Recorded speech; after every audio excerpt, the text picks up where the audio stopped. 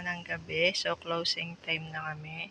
Nakapark na ang aming mga sasakyan at yung aming kotse nandun. Ito yung aming e-bike and then mga halaman ko. Naka-arrange na rin yan, guys. And then, ayan na. Naka-close na yung aming solar. Namatay na yung isang naming ilaw. Kasi alas 10 na po ng gabi. So, sarado na tayo. Kaayos na din yung ating lamesa. At ayan na. Closing time na. So, yung mga aso ko din is nakaano na rin, nakapwesto na sa kanilang mga higaan. So, konti na lang yung natira natin guys sa ating mga paninda. So, halos maubos ang ating mga tinda guys.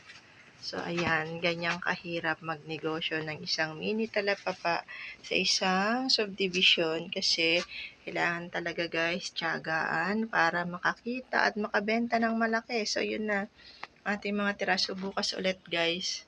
So, maaga ulit tayo bukas bubukas ng tindahan nang sa ganun ay makarami tayo ng benta. So, yan ang mga alaga ko.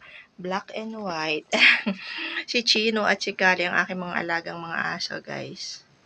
So, syempre, ayan. So, marami pa tayong stock ng grocery, guys. Syempre, ang ating Baby Jesus, sabi ni Baby Caleb. So, yan, guys. So, ito ang ating kaha, ang ating Lucky Charm. Ayan. So, ang egg natin, guys, yan na lang ang natira.